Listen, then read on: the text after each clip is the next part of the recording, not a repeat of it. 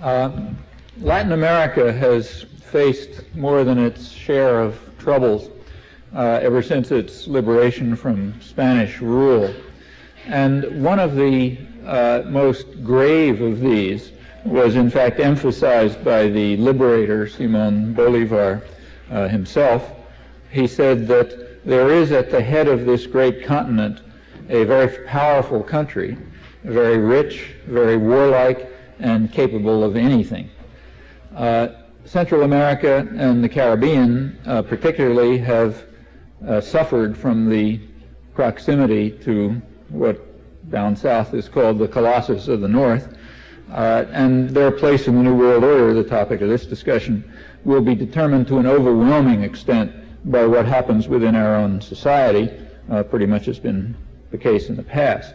So this kind of discussion is not an academic seminar on, the lives of the Sumerians or even the current tribulations of Sri Lanka. It's a bit more like a discussion, had this been possible, about the fate of Eastern Europe in the Soviet Union, say, 20 years ago. Though, as Latin Americans are quick to remind us, and they are right, that comparison is unfair to the commissars. Now, there is a spectrum of opinion on how we ought to deal with Central America, Latin America generally. You can get a picture at one extreme from this morning's New York Times, which has an interesting memorandum by the next head of the CIA, in which he, from 1984, in which he outlines his proposals as to how we should deal with Nicaragua. And it's worth reading. He says that the basic thesis is, as he puts it, that we have to rid the continent of this regime, and we should do it any way that's required. Covert action, he doesn't think, covert terrorism, international terrorism, he doesn't think is going to succeed, so therefore we ought to go on to economic strangulation. That's advice that was quickly followed with the embargo. He calls for direct bombing, although he suggests that that might be politically unacceptable. But basically we have to do anything that's required to rid ourselves of this regime. He says if we're still committed to the Monroe Doctrine, which he interprets as a kind of early variant of what used to be the Brezhnev Doctrine, namely that we rule this continent, and if there's something in it that we don't like, we get rid of it by whatever means are required. Well, that's one extreme, and it'll be interesting to see, I mean, you hardly have to see, it's so obvious, if a person who is so openly committed to blatant violation of international and domestic law, not secret violation, which everyone's committed to, but open, blatant violation, is confirmed for head of the CIA without any a particular nod to it. It'll be interesting to see tomorrow what the reaction is, but I'm not expecting much. Well, that's one extreme. At the opposite extreme of the spectrum, you get the liberal doves, who are usually the most interesting. They define the sort of outer limits of permissible thought, and therefore are revealing. And maybe the best of these in this case is Robert Pastor, who was is a Latin American scholar who was also in the Carter administration, head of the major Latin American advisor on the National Security Council, the sort of Carter administration, I hate to say equivalent because it's not fair, but the person who later, who later became Elliott Abrams a couple of years later, whatever the proper comparison is. And Pastor's about as far toward the liberal dovish extreme as you could imagine being in American political or intellectual life and still be kind of on the map. And he has an interesting book about U.S. policy toward Nicaragua, which is worth reading. And in it, he reviews U.S. policy over the years, and he says, the United States did not want to control Nicaragua or other nations in the region, but it also did not want to allow developments to get out of control. It wanted Nicaraguans to act independently, except when doing so would affect U.S. interests adversely. So in other words, they should be completely free to do what we want them to do. But if they use their freedom unwisely, then of course, well, what can we do? We have to rid the continent of this regime, I suppose. Anyway, those are the two extremes. Again, turning to the hawkish extreme, after having moved, back on this seesaw, you get people like, say, John Foster Dulles, happen to be talking about the Middle East in this quote. These are all internal stuff, but applies generally. And he says we should grant the countries of the Middle East plenty of latitude as long as they don't get out of control. If they get out of control, well, what can we do? That's the spectrum. At one extreme, we allow them latitude until they get out of control, and at the other extreme, we allow them to act independently until they get out of control. And between those two extremes, that's the political spectrum, the intellectual and political spectrum. John Foster Dulles also explained his fears in interesting internal documents that have been declassified, especially about communism. Actually, he's talking about Central America here. He says the problem is, this is a private conversation that he had with his brother, Alan Dulles, who was head of the CIA when Foster was Secretary of State under Eisenhower. He says the problem is the communist ability to get control of mass movements, something we have no capacity to duplicate. The poor people are the ones they appeal to, and they have always wanted to plunder the rich. And somehow we can't appeal to them. We can't figure out why. Eisenhower, who was president at the time, he agreed. He complained that, unlike us, he said, the communists could appeal directly to the masses. And that's kind of like an unfair advantage. That's why they're always getting ahead of us. Now, those characterizations like that are pretty common, and they're more or less accurate, but they have one problem, namely they stand the story on its head. It's not that the communists appeal to those who want to plunder the rich. Rather, it's that those who work for the interests of the poor are communists by definition, whether they're following the preferential option for the poor of the Latin American bishops or any other method for plundering the rich.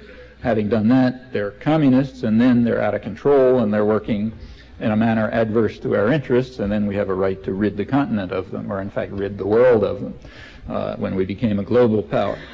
Well, these are central themes of the old world order. When you talk about the new world order, we kind of presuppose an old world order, and they're going to remain central themes of the new world order. Well, what is the new world order? The phrase was used about a year ago in quite an important study, a study it's worth reading. It's called The Challenge to the South. It's a study of the Non-Governmental South Commission. It's a commission headed by former President Nyerere of Tanzania, which includes leading economists and ministers of development and such folk from various countries of the South, the Third World. It has quite a conservative cast, actually, if you look at it. Like, Minister of Planning from Kuwait and things like that.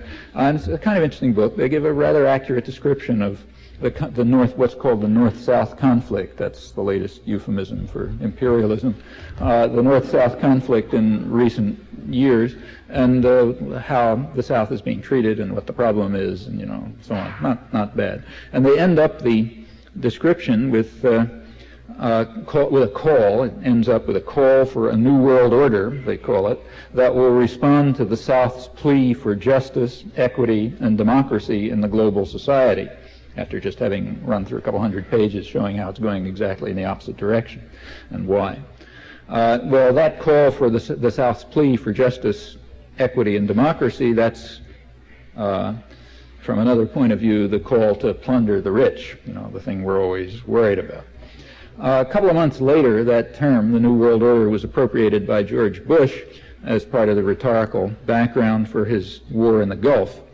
So there's two versions of what the New World Order is.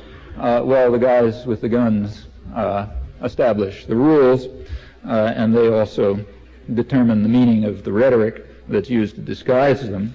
and therefore it will be George Bush's New World Order and not the New World Order of the South Commission that will prevail, unless, that is, there is a virtual social and cultural revolution among the wealthy and the privileged. And that's for us to determine. Well, what about the question of the place of Central America within this New World Order?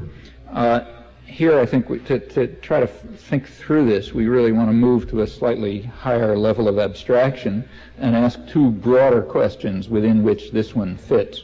One is the question of how the New World Order differs from the old and what kind of continuities there are with the old. And the second question is the one that the South Commission was in fact confronting. What's the role of North-South conflicts within the world order, new or old, recalling that the phrase North-South conflicts is just a euphemism for what we might call the European conquest of the world, which has been going on for 500 years, which has in fact been a dominant theme, you could argue the dominant theme of the old world order, with various manifestations as the years and centuries pass. Elsewhere in the world they have different names for this 500-year phenomenon, sometimes called the Vasco da Gama era of world history, or the Columbian era of world history, or the 500-year Reich, to use a phrase that the title of a book on the topic that was just published in Germany, except that the publishers wouldn't allow the title to be used, so they had to change it. But it's devoted largely to what you might expect. This, whatever you want to call it, say the 500-year Reich or the European world conquest or whatever, that era was initiated with two colossal episodes of genocide, virtually wiping out the population of the Western Hemisphere and totally decimating Africa through the slave trade and the Atlantic Passage. Next year, as everybody knows, is the 500th anniversary, which we either celebrate or we mourn, depending on which side we place ourselves in this international race-class war that's been going on ever since. Using the phrase Europe is, of course, a metaphor. Europe includes, and in fact is led by, the former European colonies in the Western Hemisphere and also Asia. And of course Europe now includes Japan, which we may regard as honorary Europeans, borrowing now some rhetoric from South Africa where they were given that designation. So that's what we mean by Europe. And of course the situation is more complex. It's not just Europe in that sense versus the world. So for example, the United States, which is the richest and the most powerful state of the north of Europe in this sense, is also moving towards a society with notable third world characteristics. And it's detectable everywhere. I'm sure it is in Detroit, though I don't know it. If you go to a country like, say, Brazil or Mexico or any standard third world country, African countries or whatever, they're typically very sharply two-tiered societies. There's a sector that can be quite wealthy, maybe super wealthy, and live in a sort of, Western European style. They'd be quite happy in Paris or London, where they spend a lot of their time and a lot of their money, or in New York or whatever. And that's a small sector. Those are the ones who run the branch offices for the foreign corporations and the local oligarchs and that sort of thing. And then there's a huge mass of the population which lives kind of like Central Africa. Now, I'll say in Brazil, it's maybe 5-10% of the population in the first group, and maybe 75% of the population in the second group, and various modulations in between. The United States is a rich industrial society, so the proportions are different, but the characteristics are similar. And what's more, we're moving towards it. And I think you all know that, and I won't go into it, but these are tendencies which accelerated very sharply during the Reagan-Bush years, although they followed Carter policies, in fact, and were done with bipartisan support and are still going forward, also in England and lesser extent in other countries. So the situation is more complex than just the North-South conflict, but with all the qualifications, it still makes sense to think of the North-South conflict as a central theme of the old world order as it will be in the new world order. So what was the nature of the North-South conflict in the old world order? Well, here there's a lot of information if you want to learn it. And a lot of information from here, because this is a very free society by world standards, and there's a ton of documentary information that's been released, and it tells you exactly the thinking that was going on over the years about how to establish the old world order, the one which essentially was run by the United States since the Second World War.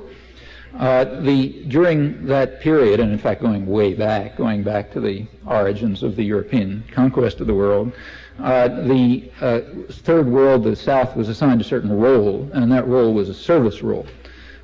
Quoting from the wording of George Kennan's policy planning staff in the State Department, which in the late 1940s was very influential in planning and designing the post-war world, the old world order, the South must fulfill its main function as a source of resources and raw materials and cheap labor for the North. The South is supposed to be there to serve us. They provide resources, and as Kennan put it, we have to protect our resources. Happens to be in their countries, but that's a geographical accident. They're our resources. We have to protect them because they're ours. So we protect them over there, and they've got to provide the resources, the raw materials, the cheap labor, the markets, the investment opportunities nowadays, the opportunities for export of pollution, and so on. That's what they're for. That's the function of the South. Given that, you start looking through the planning documents, say about Latin America, certain things follow. It follows that the main threat to our interests are what are called nationalistic regimes, and sometimes it's called ultranationalism, and that means regimes that are getting out of control.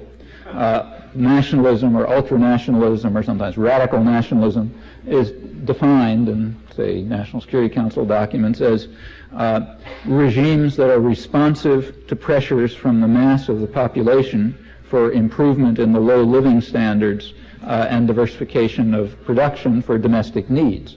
Now, that is a threat to our interests. That's adverse to our interests in Pasteur's sense, because our interests, remember, are to keep them in the service role. And if they're responsive to the needs of their own populations and the pressures of their own populations, they're not responsive to our needs, which is the dominant, it's got to be the dominant principle. So then they're out of control, and we got to do something about them. Or, again, quoting from the same secret documents, top secret documents, the problem is that these nationalistic regimes interfere with the creation of a climate conducive to private investment and repatriation of a reasonable return on foreign investment. And that's critical, of course, just as it's harmful to the protection of our resources. So that's unacceptable. These problems, the basic problem, notice, is going to be democracy. Democracy in anything but a surely formal and meaningless sense.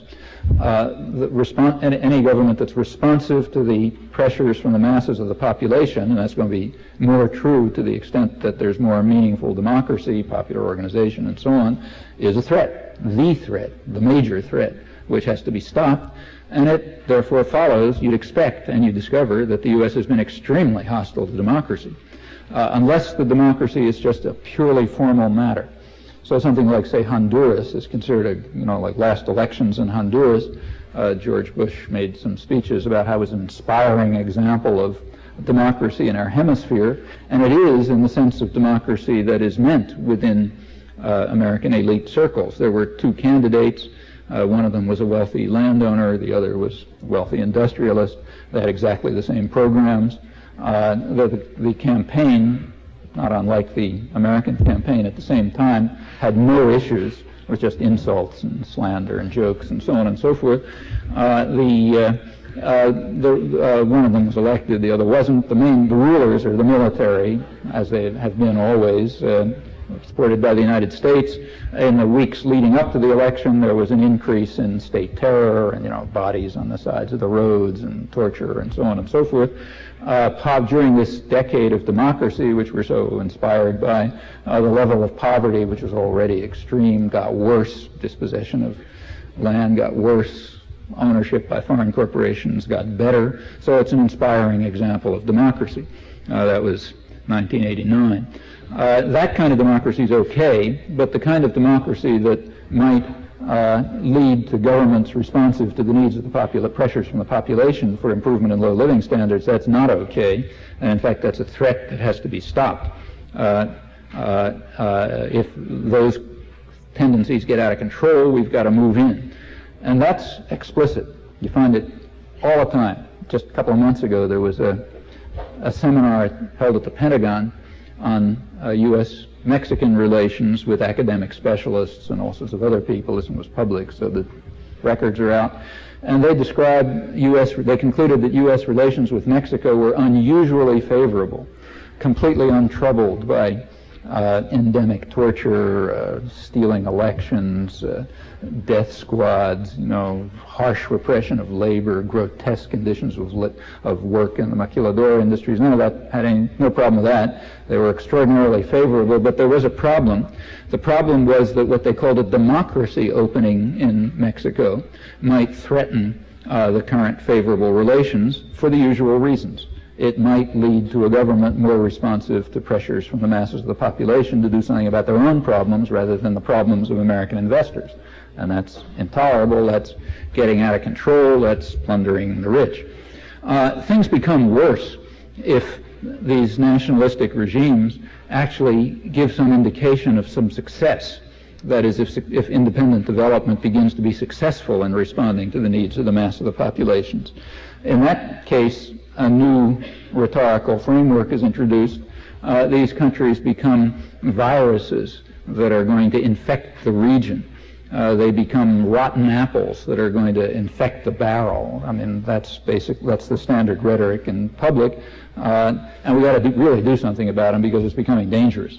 We got to prevent the virus from spreading and infecting the region and getting others to try to plunder the rich as well and to interfere with foreign investment and proper repatriation of profits and our raw materials, et cetera, et cetera. And when that begins to happen, then the retribution is savage. Indochina is a case in point. Guatemala is a case in point. One of the most horrible terror states in the world since they made that mistake back in the early 50s. Nicaragua is a recent case. The popular movements of El Salvador are another case. All of them are viruses. They're trying to plunder the rich. They're giving pressures for meaningful democracy, not the formal, meaningless kind, for nationalistic governments in the sense of this great threat that we have to protect ourselves from. And at that point, there is no room for soft-heartedness, especially if the virus threatens to spread.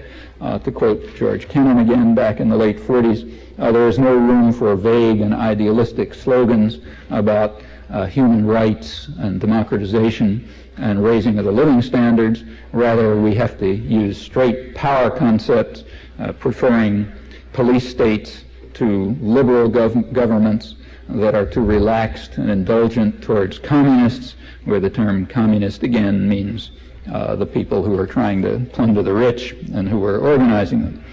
Well, a good deal of modern history falls within the framework that I've just sketched out, which happens to be unusually well documented, and also is much more significantly is illustrated quite consistently in practice. In fact, within this framework, I think we can also place a good part of what's called the East-West conflict, the Cold War. Now, that's usually described in quite different terms, but at least in my view, it's more accurate to describe the East-West conflict as a kind of a special case of the North-South conflict. I think it's always been that, and I think that's now even becoming clearer than it was before. Well, what do I mean by that?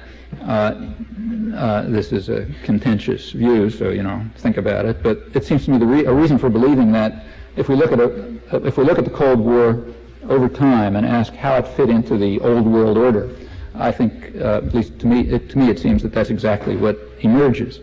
Recall that before 1917, before the Bolshevik Revolution, what is now the Soviet Union was part of the Third World. It was typical Third World. Two-tiered, extremely impoverished society, very backward, but sectors of wealth, sectors of industrialization, usually foreign-controlled or foreign-owned, tied into the much more restricted transnational corporations of the time, continually falling behind, developing, but falling even further behind the West at that time. It was basically a colony or a quasi-colony of Western Europe. That was essentially the status of Russia at that time. Now, before 1945, that was also the status of a good part, not all, but a good part of Eastern Europe. Not all, like Czechoslovakia was part of the industrial West, at least the Czech part. But a large part of, say, Bulgaria was very much like that. So in Bulgaria in, say, 1939, about half the peasants were still using wooden instruments, and that reflects the deeply third world character of much of this part of the world. It was the service area for Western Europe in the usual sense, the usual third world amenities which I mentioned. These regions separated. Russia in 1917, the parts of Eastern Central Europe conquered by the Red Army in 1945, they separated, they followed an independent path. They fell under what's called ultranationalism when we talk about the third world. They pursued a form of independent development interfering with the service function. They were not a service area for Western Europe, a quasi-colonial area. And what's more, it was a virus. They did provide a model that was not without appeal in the third world. In fact, had considerable appeal, especially in the earlier stages. And if you look at what happened to the third world during that period, you can understand why. In the West, the standard rhetoric is to compare Western Europe and Eastern Europe and pat ourselves on the back on how wonderful we are. But that's a meaningless comparison. I mean, Western Europe and Eastern Europe haven't been alike for, you probably have to go back 1,000 years before they resembled each other. Certainly within historical memory, they've never been alike. A meaningful comparison would be to take Eastern Europe and compare it with the domains of Western capitalism, the South, in other words. So compare, say, Russia with Brazil or Poland with Guatemala or something like that. That's the standard comparison that's made by third world analysts, because they're thinking about their own lives, not trying to beat the drums for the West. And when you make that comparison, things look a little different. Leave it to you to make that comparison. These are tricky issues, but that would be the right comparison to make, one that might be meaningful. And that comparison was not lost on third world intellectuals and economists and others, right, left, or anything else. And there's just no doubt that the Soviet Union was regarded as a kind of a model that offered something that they might think about, compared with their own lot under capitalism as the service area for state capitalism. So they were a virus, providing a model that others might follow, and the reaction was therefore exactly what it's like when this happens in any third world country. The reasoning is the same, whether it's a speck in the Caribbean or a huge region like Russia and later its empire, and that's the way it's looked at by mainstream scholarship, by liberal, respected scholarship, if you look closely. So, for example, one of the most important, maybe the most important contemporary diplomatic historian, and rather on the liberal side, is John Lewis Gaddis, who has an important book about the Cold War, which he calls The Long Peace, and he discusses the Western reaction, the Western intervention in Russia in 1917, and he said it was justified. It was a defensive intervention. The West was defending itself. It was a defensive intervention, I'm quoting, in response to the potential intervention of Bolsheviks everywhere, namely the revolution's challenge to the very survival of the capitalist order. So in other words, there was a change in the social order in the Soviet Union, interfering with the service function, and there was a declaration of revolutionary intentions, which amounted to a potential intervention in the West, which would, if it ever took place, challenge the very survival of the capitalist order, and therefore it's justified for us to invade them to prevent that threat to us. It's defense. You change your social order, you say you'd like to have changes elsewhere, we have a right to destroy you. That's the logic from the, now I'm not talking about the media, but scholarship, and on the kind of liberal side. And that goes without criticism. You don't find a critique, a very highly praised book, but nobody would criticize this contention. Maybe they don't agree with it, but at least I don't see anyone bringing out what that means. What does it mean if we're allowed to defend ourselves when somebody else changes their social order, because that's a potential challenge to our privilege. In other words, might mean ultimately they'll plunder the rich. Well, the implications of that are pretty clear, and they're not very different from what I just quoted from Robert Gates's memorandum in 1964. In fact, the reasoning is the same. We cannot tolerate such challenges because we rule the world. The rich deserve their wealth, and if anybody threatens to plunder them anywhere, I won't go. That's getting out of control, and the usual mechanisms have to go into effect. And exactly as in the case of other viruses, it was taken very seriously. The Western intervention in Russia in 1917, for example, 1918, was no laughing matter. For example, the British, we now know from declassified British records, the British used poison gas. And in fact, the British GHQ, the military command, attributed its early successes on the Northern Front to its use of poison gas. Remember, this is right after World War I, when poison gas was the ultimate atrocity. That was regarded the way, say, nuclear weapons were regarded after Nagasaki. But they freely used poisonous gas against, exactly as they used poisonous gas against what were called uncivilized tribesmen, namely Kurds and Afghans, in the Mesopotamian area, as was recommended by one of the great heroes of the West, Winston Churchill, in 1919, who felt that it was right to use poison gas against uncivilized tribesmen, and he condemned the squeamishness of those who do not want to use the methods of modern science to establish order in these remote regions. Well, that's the way you respond to challenges. And it's right because it's defensive. We're, after all, defending ourselves from a potential challenge, namely a challenge to the survival of the system of privilege and power, the capitalist order, and that we can't allow. The same was true, it goes right up to the present. Last couple of years, one of the famous government media hoaxes was the revolution without borders declared by the Sandinistas. Well, as I say, that was a media hoax, and it was known very quickly, though it continued to be presented. But there was a truth lying behind the hoax. The declaration of revolutionary intentions, that is, the declaration to establish a society which would be a model for others, and that was the source of the phrase invented by the State Department and then transmitted by the media, speech by Thomas Borge, in which he said other people have to carry out their own revolutions, but we want to be a model that others will follow. That's an unacceptable challenge. That's a potential intervention everywhere, and we have a right to rid the continent of that regime by any method possible. And on that, there's essential unanimity. You don't find much controversy over that within the mainstream, only controversy over how you do it. Do you do it by strangulation? Do you do it by murder, terrorism? Do you do it by invasion? That's the hawk-dove spectrum, but outside that spectrum, there's essentially nothing. This point about the threat of communism, incidentally, is pretty well understood, even in academic circles, if you look carefully. They don't talk about plundering the rich the way the Dulles brothers do, but they put it in bigger words.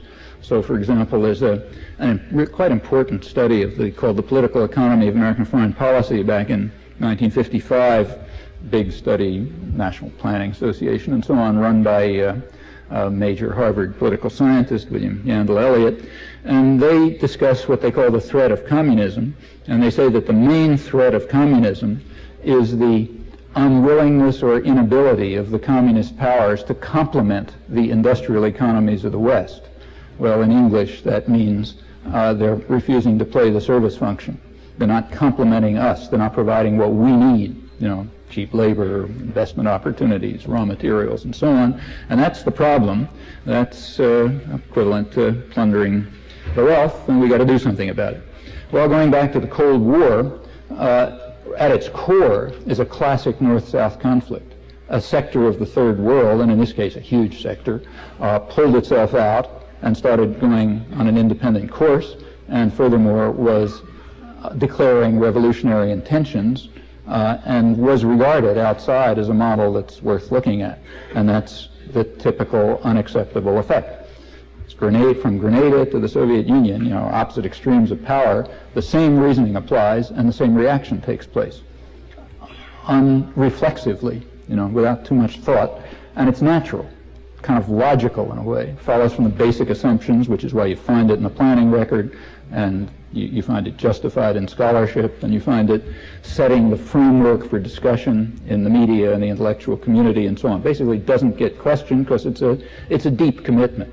It's a commitment to preventing things from getting out of control and making sure that the South, meaning most of the world, performs its service function, just as internal to the domestic societies, most of the population perform their service function for the internal wealthy and the privileged. That's given. You know, you don't discuss those things. That's the international race-class war with its domestic analog. Just happens to be, say, in the United States, for example, it's a class war that's fought quite consciously and viciously, but only by one side. You only have one group that recognizes themselves as a class and business class, and they carry out a class war, and they're serious about it. They don't kid around. And the same is true internationally. Well, that threat in the case of the Soviet Union was enhanced by things which you usually don't find in the third world. Even in the days when Russia was effectively a colony of the West, it did have a powerful military force. That goes way back, you know, goes back into the 19th, 18th century. Very backward society, but powerful from a military point of view, quite different from, you know, Nicaragua or, you know, Vietnam or Grenada or something like that. And that power was a real problem, particularly in the post-war period, because of its deterrent effect. The Soviet power constrained the use of U.S. power to keep the world under control. There was always a concern that you might run into a confrontation with the Soviet Union, and that's just too dangerous. Now, there's various ways of saying that. One way of saying it is that, say, in the war in Indochina, the U.S. had to fight with one hand tied behind its back. And, you know, it's a big complaint about the war. What that means is that although we could attack South Vietnam with complete impunity, you know, bomb and destroy the dams, chemical warfare, you know, massive B-52 bombings of heavily populated areas. That was all free. Nobody stopped, no one hand there. And in the southern areas of North Vietnam, we could turn the place into a moonscape, which is what happened. And in Laos, we could just carry out huge destruction and devastation, the heaviest bombing in history of a scattered peasant society, soon to be exceeded by the bombing in Inner Cambodia, which killed a couple 100,000 people apparently, and was just completely unconstrained. All of that was free, no one hand tied behind our backs. But in the northern parts of North Vietnam, we had a problem. If we carried out unconstrained military action, we might run into the Chinese or the Russians, and it's like an axiom of statesmanship that you don't fight anybody who can shoot back. That is really stupid. What you do is attack people who it's understood, and the criterion for being a statesman, that you never attack anyone who might shoot back. That's, like I say, dumb. And that's what's called deterrence, except we use the term only for half of the story, or part of the story, in fact, the smaller part, namely our deterrence of an alleged Soviet attempt to conquer the world, which incidentally American planners never believed in. So, for example, President Eisenhower was strongly in favor of NATO, but because, as he said, NATO will give the Europeans strength and courage to respond to the political challenge of the communists, not their conquest of the West, but their political challenge. But that's what's called deterrence theory, and it's real, except it worked the other way. The Russians were, you know, rotten enough in their own domains, but their domains were limited, and there they acted with complete brutality. We acted essentially the same way everywhere because we're a global power, and we were deterred. We had to fight with our hands behind our back, one hand behind our back, because at some points there might have been a threat that we would run into a big power, and that would be too dangerous. So that was a deterrent effect which made the Soviet challenge even more serious than the normal Third World challenge, quite apart from its great scale, which was, of course, itself important. You know, scale of Eastern Europe is way beyond Nicaragua, obviously. Another crime of the Russians was that they gave aid and assistance to targets of U.S. attack. So, for example, for their own reasons, not out of the softness of their heart, but for great power reasons, if the U.S. was targeting somebody from destruction, they could sometimes turn to the Russians for support, and they'd give them some help. And that combined with the deterrent effect. And that's another crime which made, which amplified the normal North-South conflict into even bigger dimensions. So it was, the East-West conflict was like in my view, a kind of a big version of the North-South conflict. Different because of scale, but essentially the same in terms of reasoning. Now, as the Soviet system collapsed, you see all this coming out. So by the late 1980s, American strategic analysts and others were explaining, incidentally, quite publicly, that one of the major benefits of the Soviet collapse is that it frees the United States to use military power without constraint. For example, in December 1988, in an op-ed summarizing, what happened in that year, kind of thoughtful commentary on 1988, there was an op-ed by Dmitry Symes, who's a senior associate of the Carnegie Institution for International Peace. Has about the meaning you'd expect. And he described the various, he's talking about he's a Soviet expert, and he's describing, dangers and advantages. And the major advantage to us, he said, is that this frees the United States to use its military force without concern that there might be a problem of conflict with the Russians. That's good. We can now use military force freely. When the U.S. invaded Panama, Elliott Abrams, who had been the Latin American advisor for the Reagan administration, pointed out that this was the first time the United States was able to carry out a third world intervention, meaning invasion of some country, without any concern that there would be a Soviet reaction anywhere. So we were much freer to use force than before. During the Gulf War, this was standard. Lots of people pointed out what was in fact obvious, that now the United States was free to use force. We didn't have to fight with one hand tied behind our back. It wasn't like the northern part of North Vietnam. Now we could do anything we wanted because there was no deterrent. You can find that today, I think, or maybe yesterday in the New York Times, I think it's today, in fact, where there's a discussion of Bush sending warplanes to Iraq, and they quote they say the Democrats think this is great, to Saudi Arabia, and say the Democrats don't have any objection, they think it's fine, and they quote a Democratic policy advisor who says it's fine, there's no cost involved, there's no concern that there might be a superpower confrontation. That's the only possible cost. I mean, the only possible cost would be a cost to us. That's the meaning of cost. And now there's no such problem because nobody's going to respond. There's no deterrent any longer. The United States is no longer deterred. It is now capable of using force wherever it wants. 10 years ago, the British and the Americans couldn't send half-million troops to the desert because it was just too dangerous. There's a big force out there. We might get into trouble with them. They could shoot back, a lot of problems. Now there's no problem. We can do anything we like. That consequence is, the other aspect of this, the other aspect of the deterrence has to do with the aid to targets of U.S. attack, and that problem is also disappearing. And again, there's much crowing about that. Throughout the late 80s, there were constant discussions of what's called Gorbachev's new thinking. And, you can read the editorials in the Washington Post and so on, and they say, well, we don't know if he's really serious about this, but the test to see whether Gorbachev is really serious about his new thinking will be if he stops giving aid to the people we're trying to overthrow and destroy. They didn't use those words, but that's what it amounts to. The test of Gorbachev's new thinking will be, does he withdraw assistance from the Sandinistas, that regime that we're trying to rid the continent of, to return it to the Central American mode, as the Washington Post put it, and get it to observe regional standards, quote the doves like Tom Wicker, meaning be a nice place like El Salvador and Guatemala and so on. If Gorbachev stopped, if the Russians really let us do this freely without getting in our way by giving them aid and assistance, well, then we'll know that the new thinking is serious. In other words, they've got to leave the third world free to subject to our whims, and in that case we'll know that they're serious, and the new thinking is real, and maybe we'll pay some attention to them. Meanwhile, the absence of the deterrent means we can use force freely as we wish. Now the Soviet new thinking, incidentally, is not to be matched by any new thinking on our side. We continue with old thinking.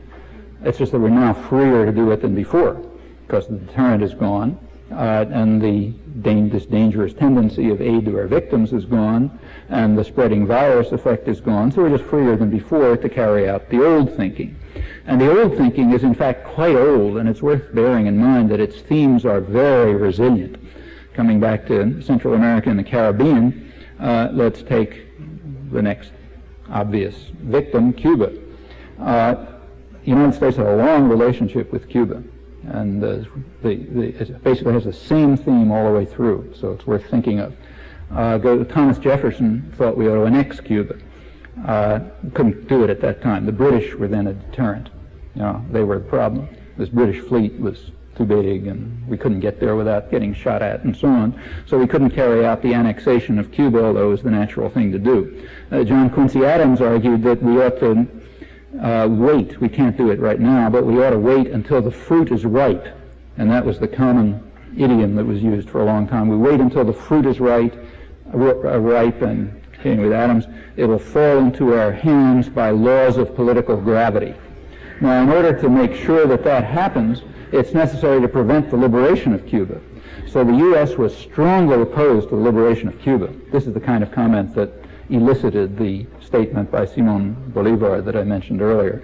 The U.S. was strongly opposed to the liberation of Cuba. It was in favor of maintaining Spanish rule because that would eliminate the danger that they might go their own way, and that way we could wait till the laws of political gravitation work, the ripe fruit falls into our hands. Another problem was that the liberation movement in Cuba had dangerous democratic tendencies.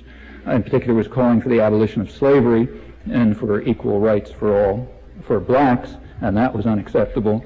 That's that, virus effect again. And so plainly the liberation of Cuba was not a good idea. This, without going through the whole history, I'm sure you know it, by the end of the century, the U.S. just conquered, finally the laws of political gravitation worked, and the U.S. conquered Cuba in the guise of liberation and turned it into what amounted to a colony, and that's the way it stayed until 1959, at the time of the Castro takeover. Well, that elicited almost immediate hostility. It didn't take very long. CIA actions to destabilize Cuba began within a few months. The basic policy was explained in a secret planning document, now declassified, of March 1960. That's virtually right away. That's still the Eisenhower administration. And it called for replacement of the Castro regime with one more devoted to the true interests of the Cuban people, which of course we determined for them, and more acceptable to the U.S. Okay, so we got to rid the continent of this regime, standard thing, replace them with one more devoted to the true interests of the Cuban people and more acceptable to the U.S., and bear in mind that this was at the time when CIA studies and others were talking about the tremendous popularity of the regime and so on, its growing popularity because of its nationalist character and so on, but that didn't matter. Those guys don't understand their true interests. We understand them. And furthermore, the document continues, this must be done in such a manner as to avoid any appearance of U.S. intervention.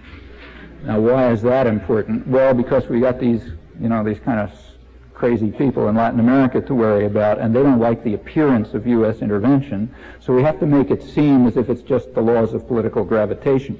Okay, that's the policy from early 1960, and the policy that has been followed since.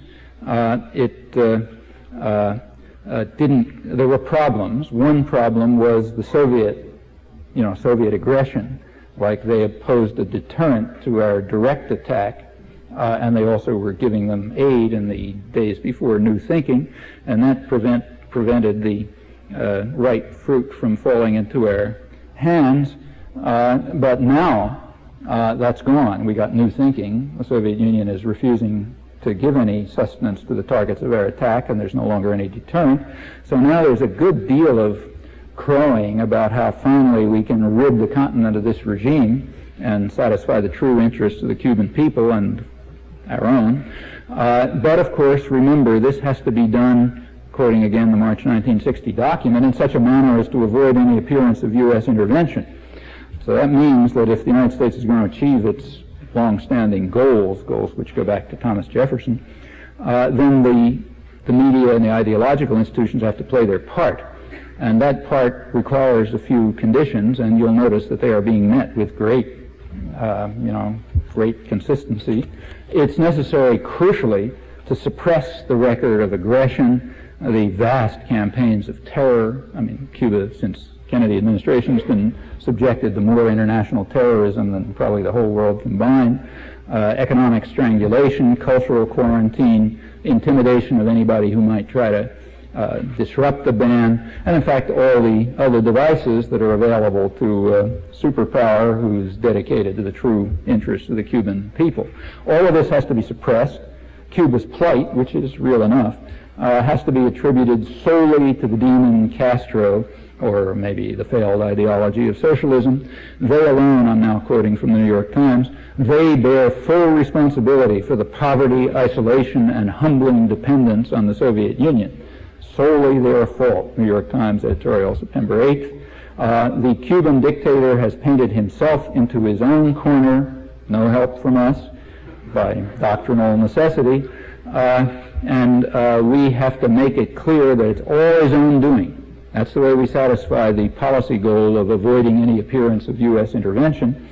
Castro's reign deserves to end in homegrown failure, not martyrdom. Notice by taking that position, the New York Times lines up on the dovish side of the spectrum. It's opposed to the tough guys who say we should just invade and overthrow them. Rather, we should continue to ensure that to rid this hemisphere of the regime, but without appearance of U.S. intervention. In other words, by economic strangulation, by intimidation of anybody who wants to bar the ban, by terrorism if necessary, but in such a way as to make it look like it's all their own fault. And in order to do that, we suppress the entire record of what's been happening, as we've been doing quite successfully for about 30 years.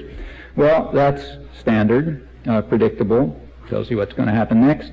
And in fact, that's the record that is to be played until the ripe fruit drops in our laps, or maybe is pulled from the tree. These are all themes of the old world order which just continue. Now you can apply them more freely than before. The end of the Cold War does lead to changes, no doubt. So this big area of the third world that had separated itself in 1917 and more extensively in 1945, that's now moving back in. So the West is imposing the standard principles that we impose on the third world, what's called liberalization, structural adjustment, free markets, all that kind of stuff. Notice that no industrial society ever accepts that for itself, for very simple reasons. There's no way to achieve economic development if you follow those rules. In fact, if you look at the history of economic development from England right through to South Korea, you find that, as far as I know, 100% of the time, it's been achieved by violating those rules. So the development of England, the first modern industrial society, really began with the Navigation Act of 1651, which closed off the British Empire, made it a controlled area, subjected to British domination. You kick out the Dutch fleet and the Spanish and that sort of thing, and carry out capital accumulation through the slave trade and the robbery of the colonies, later the rape of India. All of that state activity finally leads to the point where you have takeoff, and then you can impose free trade. Free trade is a doctrine of those who know they're going to win. If you know you're going to win in the competition, you're in favor of free trade because you're going to win. On the other hand, if you have to develop your own economic system, you're not in favor of it. And in fact, every later developing country followed the same prescription. Take, say, the United States. The United States did not follow the principles we're imposing on the third world, never has. If we had done so, we'd probably still be pursuing our comparative advantage of exporting furs to England and importing steel from them. We wanted a steel industry and an auto industry and that sort of thing, so we applied huge protective tariffs, closed off the system so we could deal with the much cheaper and more efficient British industry and prevent them from stopping our own development. This goes right up to the present. The Reagan administration is one of the most protectionist administrations in American history. it virtually doubled the percentage of imports subject to duties of one kind or another. It went from 12% to 23%. The Pentagon itself is a massive intervention in the economy, state intervention in the economy. The Pentagon is the system, from an economic point of view, the Pentagon is just the system by which the state ensures the viability of high technology industry. It's the system by which the state forces the taxpayer to pay the costs of high-tech industry, and research and development, in other words, and to provide a state-guaranteed market to produce unsellable waste. That's massive state intervention. And in fact, every sector of the American economy that functions internationally is protected in the same way. So take, say, agriculture, which doesn't mean peasant farmers, it means capital-intensive agribusiness. That functions through massive subsidy, meaning taxpayer subsidy, plus forcing the products onto the third world, what's called aid, intervention, and so on and so forth, all state intervention to ensure that the thing keeps going. Same with pharmaceuticals, same with virtually anything. And that's been the story from England to South Korea. Take a look at the history of development, that's the way it works. Countries that pursue that path have some chance, maybe, of development. Others don't. Structural adjustment, free markets, that's a prescription for robbery by the rich. We don't follow it. Like Germany, for example, their subsidies to industry are estimated by the OECD, the Economic Commission of the Advanced Countries, as amounting to about a 30% tariff. We'll never permit any third world country to do anything like that because they have a service function. They're supposed to serve the rich, not develop. So now that's all being imposed on the former Soviet domains, which means that large parts of them are very likely to undergo a process of kind of Latin Americanization, probably move towards something like Brazil or Mexico, a lot of historical differences and so on, and there'll be diversity within the region, like Czechoslovakia probably become part of the industrial West again. But for much of it, the prospects are something like Latin Americanization, and you can see it when you look at, say, Poland and so on. Now, remember that in a Latin American style or, African style third world country, there is a rich sector, and there'll be one there too. Somebody's going to be running the local franchises of the transnational corporations or running the McDonald's franchise or whatever. And it's very likely that that'll be the old nomenclatura, the old Communist Party. Those are the guys who know the ropes, and those are the guys who the Western countries want to deal with because they sort of know their way around and they have the contacts and so on. And you can see that developing too. You take a look at Eastern Europe, you see that, not universally, but to a large extent, those are the people who are still in the managerial role, but now subordinating themselves to the interests of the West instead of pursuing some independent path, and therefore quite acceptable, maybe even if they're the same faces. So one part of the New World Order is very likely to be a reversion of substantial parts of the former Soviet tyranny to something like the traditional role of a service area for the West. Now, that's not a real gain for the United States. In fact, the U.S. is kind of ambivalent about all of that. And the reason is very simple. We're not ahead in that competition. It's Europe that's ahead in that competition. Europe means German-led continental Europe. They're way ahead of us in that. The U.S. economy suffered a severe blow under the Reagan-Bush administrations. It's capital short. It's deeply indebted. Germany and Europe, on the other hand, have investment capital. Furthermore, they're close by, and these are traditional relations and so on and so forth. So they're way ahead of us in the game of robbing the former Soviet domains. Furthermore, the Japanese are just sitting there on the opposite side, again, capital rich, got their eyes in Siberia. They're waiting until it becomes profitable, but sooner or later they'll move if it does, and the U.S. is still kind of out of that game. So that's not good. But that's, and in fact, the U.S. is responding to that as best it can by trying to by strengthening the U.S. control over the Western Hemisphere. That's called the Free Trade Agreement. First with Canada. Canada has a role in this system. Canada is supposed to provide resources, which it has aplenty, and skilled labor. But, of course, it has to dismantle all the disruptions like the welfare system and unions and all of this stuff that interferes with that's devices for plundering the rich, and that's happening in the 2 years of free trade. Canada, according to the Canadian labor unions, has lost about 250,000 jobs, lots of takeover, a big capital flight. Mexico is supposed to come in next. Mexico offers many advantages.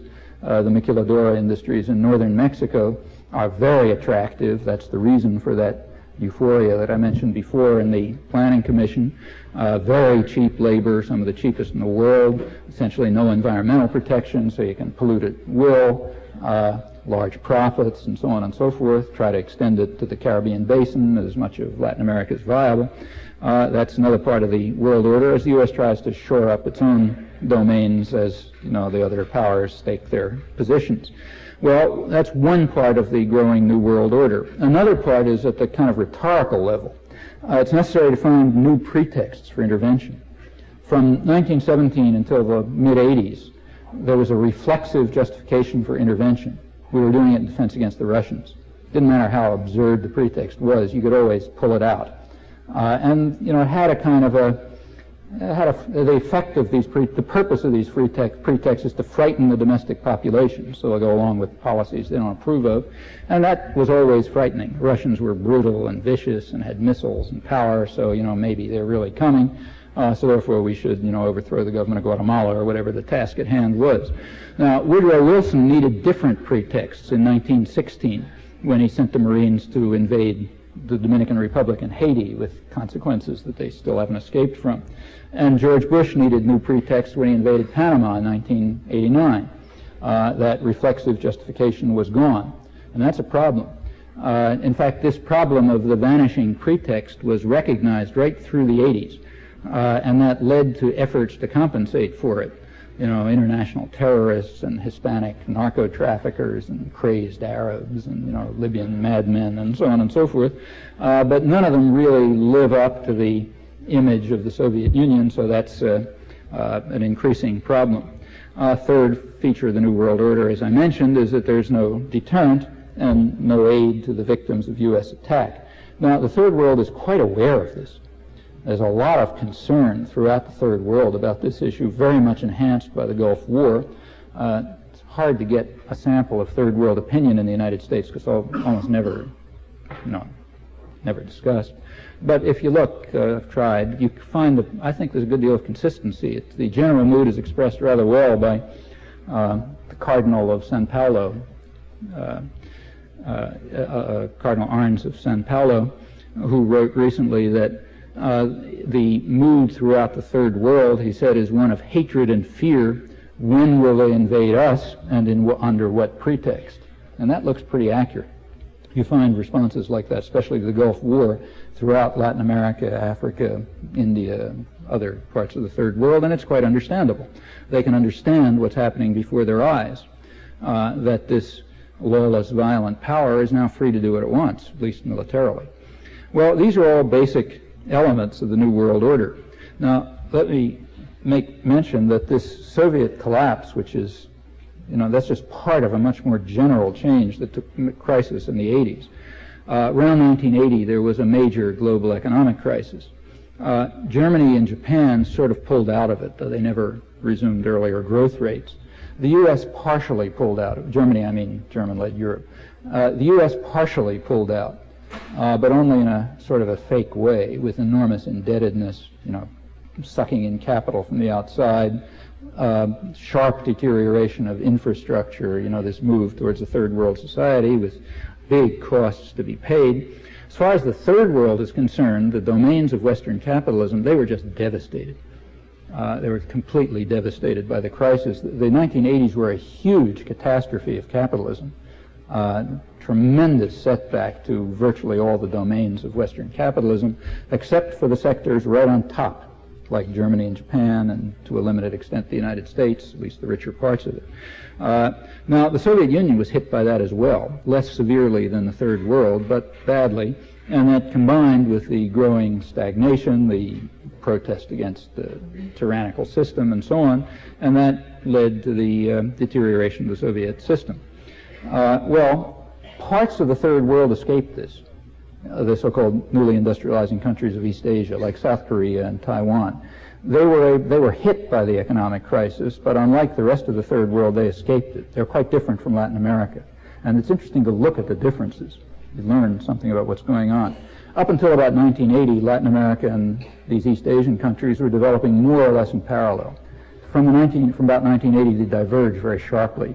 Latin America went way downhill. Central America, all of Latin America was hit very hard.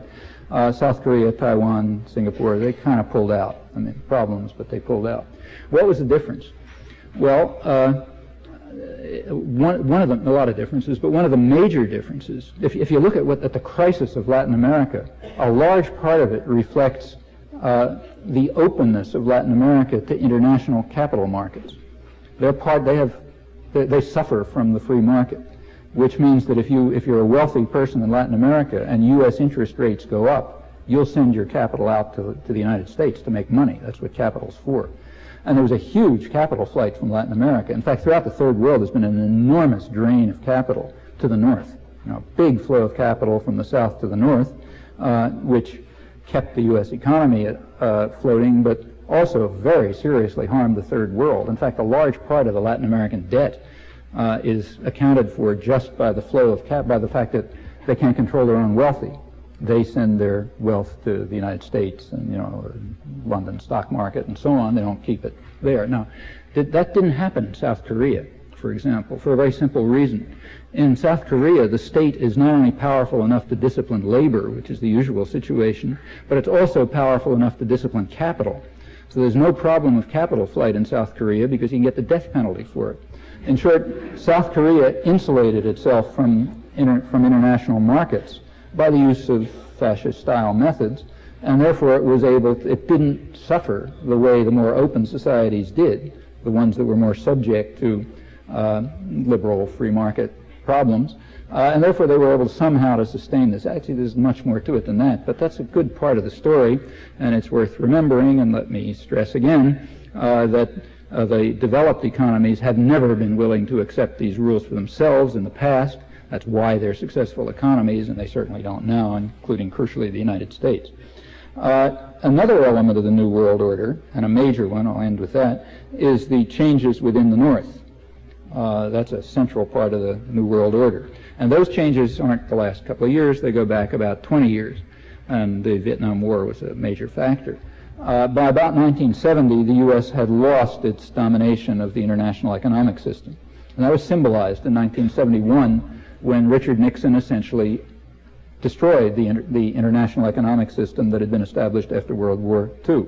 The so-called Bretton Woods system was dismantled. That was a reflection of the fact that the U.S. couldn't dominate it any longer. And from that point on, the rich parts of the world have been moving towards what in those days was called trilateralism. Now it's sometimes called tripolar economy, various terms that mean that there's three major sectors of power, of economic power, the German-based European sector, the Japan-based Asian sector, and the U.S.-based regional sector where we're trying to incorporate Canada and Mexico and so on. Well, that three-block system is, first of all, it's again, as always, more complex, and more complex than it used to be, because the notion of a nation doesn't have the meaning that it once had. There's a lot of internationalization of capital. Like it's hard to decide whether a corporation is, let's say you have a corporation with an executive office in New York and another one in Zurich and, assembly plants in, wherever, Papua New Guinea or something like that. Where is it?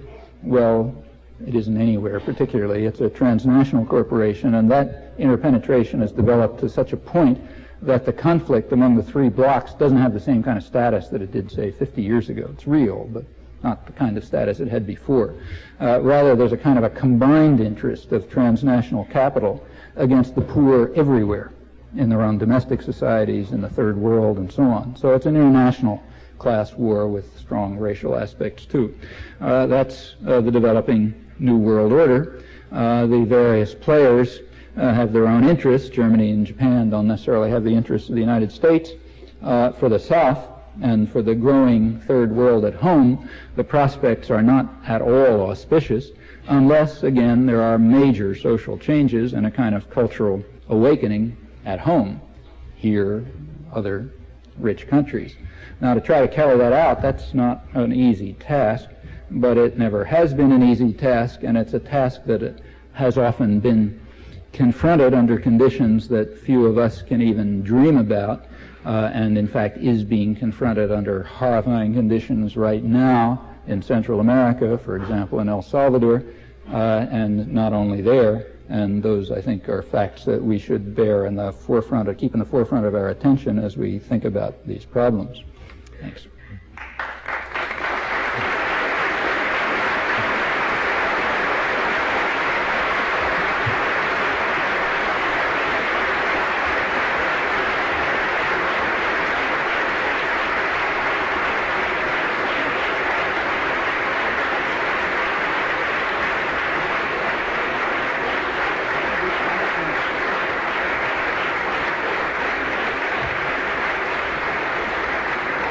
We're going to have questions and answers coming up after, not a break, so don't go away. We heard question and answer period at Henry Ford Community College earlier, and it was very good, lively, so I would suggest you stick around. As Professor Chomsky just mentioned, there are people trying to make changes under incredibly horrible conditions, and probably everyone, just about everyone in this room is familiar with the conditions in El Salvador. Right now, CASC is going to ask you to help keep the issue alive in this country, even though the media has declared it a non-issue. We know the government, our government, is supporting terror in Central America, and groups like CASC and groups that some of you belong to are trying very, very hard under difficult conditions here to keep that alive. So we're going to ask you to help us tonight by doing three things, and I'm going to ask about the first two. The first one, in your program, there is a kind of a golden card here, and what we'd like to do.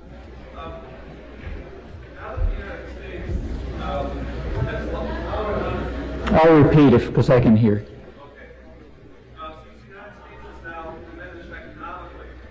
The point that he made is a very important one. He pointed out, which is certainly accurate, that of the trilateral powers, the three powers, and remember, despite all the problems, the United States is still the biggest economy and the richest power, though relatively declining.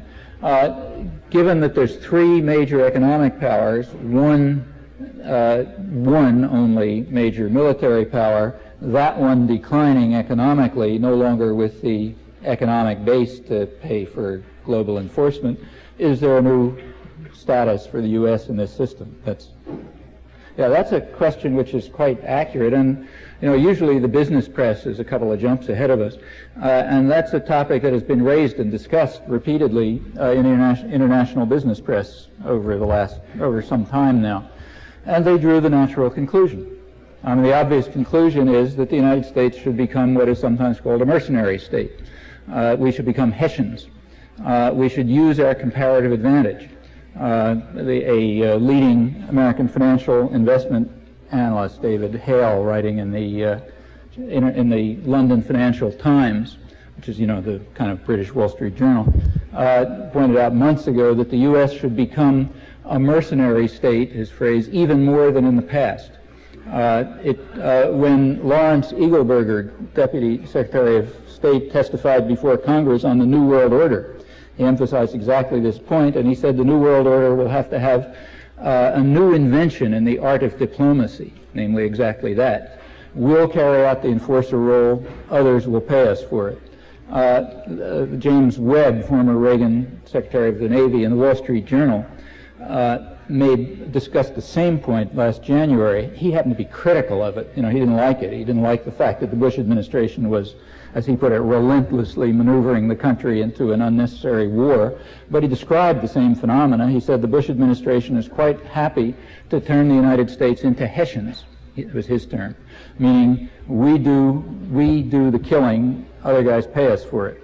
And that's the clearest exposition of this that I've seen is in the financial pages of the Chicago Tribune, major conservative business newspaper, where their financial editor's been writing about it for some time, and pretty clearly. He says we should use he says we have a virtual monopoly of the security market, That means we got the guns, and we should use this to help maintain our control over the world economy. Now, the way we do it is, as he puts it, by pounding our fists on the tables in Japan and Germany, so making sure that they buy our exports and prop up our economy and so on, but also we get them to pay. He suggests that we run a global protection racket. That's what he says. We should sell protection to other powers. They should pay us a war premium. He suggests the model of the Federal Deposit Insurance Corporation. So like they pay us a war premium. We then sell them protection. Now this is Chicago Tribune. Everybody knows what that means. The local mafia don sells protection to the storekeepers on the block. And if somebody's in their way, you call to the guy you paid your war premium to, and he goes out and breaks their kneecaps or leaves them in a ditch or whatever the appropriate reaction is. But you got to pay up, otherwise you suffer the same thing. And that's what we ought to do. Now the assumption behind this is there's a shared interest on the part of the rich in the world. That shared interest is that the third world play a service role. We're in a position to enforce that shared interest. So we'll sell protection to others, and we will then carry out the enforcer role, and they'll pay for it. And what's more, they'll pay for it even if they don't like it. And that's pretty much what all of this was played out in the last couple of months. This is not hypothetical. This has all been done in the last year. We've been watching this happen before our eyes. The war in the Gulf was a unilateral U.S. war. And the British came along, but they regard themselves as our puppy dog, basically. So the British and the U.S. and its British lieutenant, as it's described in internal documents, the U.S. and its British lieutenant fought a unilateral war. They're the traditional enforcer powers. They're the ones that have the experience in beating up people in the third world and so on. And they're also declining economies, British even more than us. So they fought the war. Nobody else wanted it. You go back to August and September, you'll recall that the Japanese didn't want it, the Europeans didn't want it, Germany refused to pay anything at first. They said, look, this is a bilateral arrangement between the United States and Saudi Arabia. We have nothing to do with it. The European community backed them up. They made various speeches about taxation without representation. Gradually, the U.S. continually turned the screws, and finally they came up with it. And the net result probably is the U.S. made money on the war. It's hard to know just how to tot it up, but it looks as if the people who were supposed to subsidize our enforcement did it enough so that there was probably even a net profit.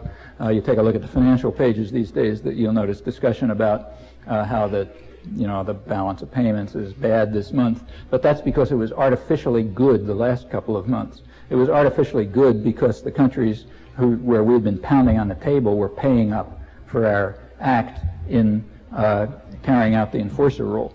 Well, that's a natural result. Now, of course, there's other aspects to this. One of the major sources of there's three major sources of capital in the world. There's Japan and German-based Europe, and we're going to put the screws on them, and they'll pay us to, protect them run the protection racket for them. That's the idea. But there's a third one, and that's Gulf oil production. Now, all the talk about fighting the war for oil was sort of right, but only partially right. It was really fighting the war for the profits from oil, which is something quite different and has policy. It's a difference that has policy consequences. So it was argued by plenty of people in the peace movement that what we ought to be doing is moving to alternative sources of energy so we don't depend on Gulf oil. Well, we ought to be moving to alternative sources of energy for other reasons, but not for that reason. Because if we had zero dependence on Gulf oil, if we were 100% on solar, let's say, we would have followed exactly the same policies as we did when we didn't depend on Gulf oil at all. And the reason is Gulf oil production is enormously profitable, and that flow of capital is extremely important to prop up the declining economies of the traditional imperial powers, the enforcer states, Britain and the United States. That's documented in the internal record, incidentally, and it's surely operative now, and that's another big capital infusion. The guys who manage the Gulf oil system for us, our local agents there, Saudi Arabia and so on, they're supposed to make sure that the profits go into U.S. Treasury securities, U.S. corporations. Maybe we can't sell General Motors cars in, Europe. Well, the Kuwaitis will buy them, because we got our stranglehold around their necks. So we'll sell them to them, and Bechtel can turn Saudi Arabia into a parking lot or whatever the next task is. And we can sell them $18 billion of arms, as we're doing this year, while talking about how we got to stop proliferation. All of that is using our comparative advantage in world trade and ensuring that those guys who have the money pay for it. So that capital's got to flow back here and secondarily to Britain. So those are, I think that's what comes out of the analysis that you give, and it's the conclusions being drawn. Yeah, the United States and its British lieutenant have declining economies. They have the force, primarily us.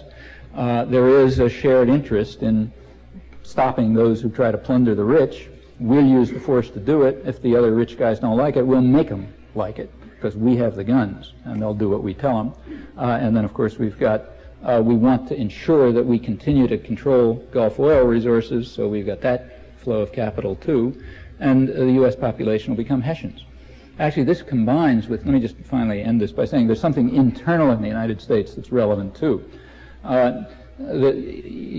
Everybody knows there's a very serious decline in educational standards and health standards and infrastructure and so on and so forth. And it's generally predicted there's going to be a pretty big shortage of skilled labor over the coming years. A lot of the jobs are going to have to be filled by people from our domestic third world, and they're not going to be trained for it. So we got a problem. That means that that the multinationals are going to transfer a lot of functions overseas, maybe ultimately even research, but even managerial, product development, that kind of stuff. What happens to the population here? Well, a large part of them you stick in jail, say. Other parts you leave in the inner cities and let them kill each other or something like that. But there's some jobs too. We always need Hessians, and you don't need too much training for that. You need some, but not really a lot. You want to go out and slog around the desert or something, or push the buttons or run the bulldozers that push people into holes or something. That doesn't really take tremendous skills. So that's a job. We will have the job of Hessians if all else fails. Well, these aren't inevitable developments, but these are some of the things that follow from the conditions that you outline, and I think those conclusions have been drawn, and I know they have been drawn. You find them in the financial press, and we've even seen them beginning to develop in the last year. Larry? You can only get assurances if you have power, and there's no way for the Soviet Union, even if they wanted to, which they don't. Mainly they want to, they'll do, at this point though, the Soviet leadership will do just about anything the U.S. tells them to do, and for obvious internal reasons. The withdrawal, there will be no guarantee given to them, or if maybe it'll be asked just pro forma, but it certainly won't be given that the U.S. won't invade, nor will the U.S. close down the Guantanamo base, which is, after all, the only foreign military base in Cuba, and has been all this time. But that's all kind of beside the point, in my view. The important thing wasn't some Soviet troops. The important thing was East Bloc economic assistance. That's the one thing that really broke the U.S. stranglehold. The U.S. has effectively intimidated other countries so they won't break the quarantine.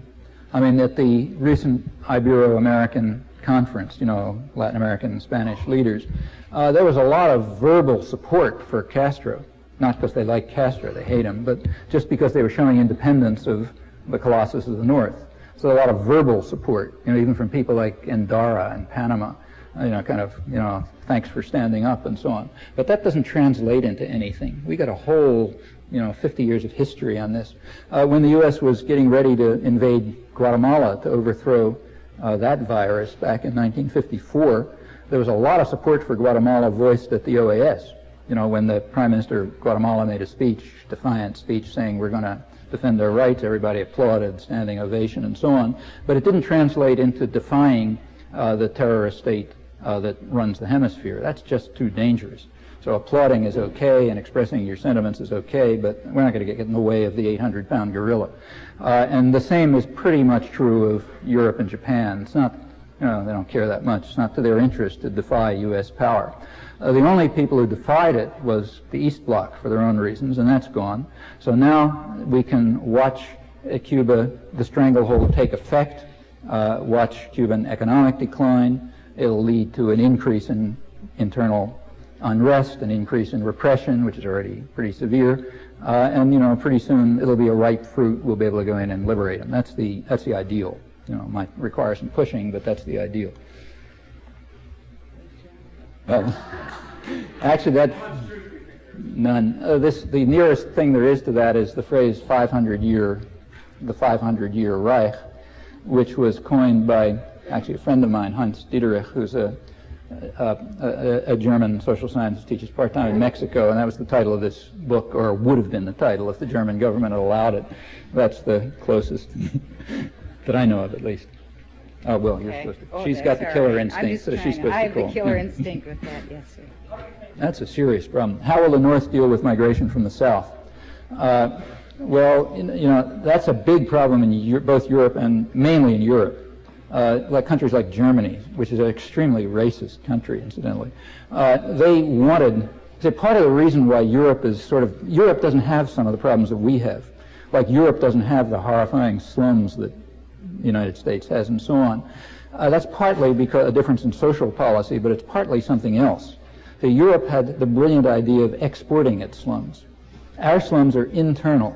Europe's slums are in Turkey and North Africa and places like that. In other words, they take in the cheap exploitable labor and they leave the people behind. So they don't have to worry about the families in Turkey of the so-called guest workers. You know what that means. In Germany, we have them all inside, so we got both the slums and the workers, or the non-workers. Well, now when the countries of Europe needed the cheap labor, they brought them in, though you leave the people behind, so you don't have to worry about them. That's becoming tricky. So you go to Germany now, and there's a lot of concern about, say, the Turkish workers. And there's even more concern about what happens when the European community gets established and these guys from southern Portugal or Greece can theoretically come in freely. In a very racist, homogeneous society like Germany, that's a very tough thing to face. I mean, they don't even like the East Germans to come in because too racist to accept them. And the idea there might be Turks around or something, that's not easy to deal with. Same is true in France, where they're very worried about the North Africans. And this is accelerated by demographic facts. The population's leveling or even declining in Europe, and not only in Northern Europe. Actually, Italy has the lowest birth rate of Europe at the moment, and lower, not even high enough to reproduce the population. And again, on all the standard racist grounds, that's causing, the expectable agitation. So the idea is there's going to be a decline in, nice white folk, and all these ugly black folk are going to be pushing up from down below, and what do we do about it? That raises lots of problems. I mean, the question arises in the United States with regard to Mexican labor. The agricultural, the international corporations want it. It's not just in southern, in the South. My daughter, who's used to work with the United Farm Workers for years, now happens to be teaching in Maine, and she discovered something which nobody knew. She was at a supermarket in the town in Maine where she teaches and heard people talking Spanish, so she was interested in Spanish, and she walked over and started talking to them, and they got scared and walked away, so she recognized the symptoms, illegals. What are illegal Mexicans doing in Maine? Well, it turns out a couple of miles off in the hills there's an egg farm, or whatever you call it, an egg factory or something, that is producing, it turns out, about 80% of the eggs for New England, and it's run like an old 18th century slave plantation. It's imported Mexican workers brought under false pretenses, living in a company town, with the boss running around with a gun, making sure nobody walks on the premises, no protection, no legally, nothing of that kind. People living in horrendous conditions and so on. Well, that's useful. It's nice when it's maquiladora industries in northern Mexico, but if you can have it here, why not? And this is, I mentioned Maine because that's as far from the, the border as you can get. And probably you look around, you find plenty of this stuff. So there's mixed feelings about what to do with this migration. It's cheap, easily exploitable labor. It doesn't have the minimal protections that American citizens have, very minimal if you're wrong color and poor, but at least something. And they're not going to stand up and ask for any rights because they can just be sent back or, sent off into nowhere or whatever. On the other hand, there's the fear of contaminating the race purity and all that kind of stuff, which is much stronger in Europe than here. And so yeah, those are problems. I don't know how they're going to be dealt with, but they're obviously going to be big problems. Okay. Right. What's the role of international drug running? Well, the U.S. is up to its neck in the international drug traffic. That's not a big secret. In fact, it's very closely followed U.S. intervention since the Second World War. So the fascists who, whatever you think about Nazism, not very pretty, maybe the worst thing in history, but the fascists did one thing. They run a tight ship, and they wiped out the European drug trade. They don't accept competition, they keep everything under control. So the mafia was essentially wiped out. As the U.S. liberated southern Italy, the mafia was reconstructed. You needed them to run the place and break the bones of union leaders and that kind of stuff. In Europe and France, where it was necessary to break the unions and ensure that we had our type of democracy, with no contamination by the resistance or democratic elements or working class elements and so on. So in southern France, it was necessary to find people to break strikes and break bones on the waterfront and so on. And there are guys who were good at that, like the Corsican Mafia. So the CIA, as one of its earliest operations, began to enlist the Corsican Mafia to break up the French labor unions. Well, they don't do it just for the fun of it. Maybe they like it, but they got to get a payoff. And the payoff was they were allowed to reconstruct the heroin trade. And that's the source of the famous French Connection, which became the source of the international heroin racket for a long time. Then it transferred over to the Golden Triangle, Southeast Asia. That was, again, closely associated with CIA subversive activities in Thailand in the 50s and on to the 60s. Switched over to Afghanistan, to Central America, connect all, the Contra operations were up to the necks in cocaine and so on, and that's all makes perfect sense. You can exactly expect. It's not all of it, but it's a large part of it. It makes perfect sense. Clandestine activities need money. They need thugs and so on, and there's secret money. That was the source, drugs. So it tends to follow intervention activities, and it's much more than that. U.S. social policies also contribute to it. Even the things that people are supposed to like, say, food for peace. That's one of the things we're supposed to like, Well, food for peace, one of its, maybe its major aspect, like most social policy is welfare for the rich, and so are things like food for peace. So food for peace comes out to be a kind of a subsidy to American agricultural exporters. And that means that cheap U.S.-produced food floods some third world country and undercuts subsistence agriculture there and leaves lots of people with nothing to do, so a lot of them flock to the cities and to these horrifying slums. But others are good capitalists. They ask, well, what's profitable? And it happens there is a crop that's still profitable if you're, say, a Peruvian or Bolivian farmer, namely coca, and there are plenty of buyers. So you drive people to producing drugs. And that kind of thing is also a big effect. Well, that's a big part of the international capitalist system, partly connected with the enforcement operations, just partly connected with the ordinary methods by which any state, including our state, subsidizes and maintains the competitive parts of its system by public subsidy, which means flooding world markets and undercutting local producers and so on and so forth. So yeah, it's going to continue to be a big thing, doubtless. If you go to the Middle East, on a much smaller scale, it's a problem right now in southern Lebanon. Part of the reason why the U.S., you read the Hebrew press in Israel, you'll find that part of the reason why Israel doesn't want to withdraw from southern Lebanon, where it's been in violation of Security Council demand to withdraw for 13 years now, 14 years coming on. One of the reasons is that that region is not by world standards, but by regional standards, is a pretty big drug producer. The Israelis don't want to hand over the profits from drug production to the Syrians, who are probably going to dominate it. They use that, according to the Israeli press, to pay off their local terrorist army, the SLA, which keeps the thing under control, and even to supplement soldier salaries and to make sure that the drug flows properly into Egypt and such places. There are very few countries that don't have their hand on this somewhere or other if they have a chance to. The U.S. role is particularly big, but that's, after all, just a reflection of the fact that we're a big actor. Other guys are small actors in comparison. So to get back to your point, I think we can expect all of these concomitants of the international drug flow to continue. Well, this is a question that's a point that's, could you hear? Well, she points out more eloquently than I will repeat that maybe, this kind of interchange can lead to more understanding, but if you look around, things seem to be getting more worse all the time. I mean, for unions and for the poor and for the third world and so on. So, it was made personal, where do I get the hope to continue, but it's more general, where do we all get the hope to continue? What makes us keep going? There are several ways of responding to that. For one thing, just first of all, descriptively, it is not clear that it's true. Quite apart from why, I think that's independent of whether you keep going.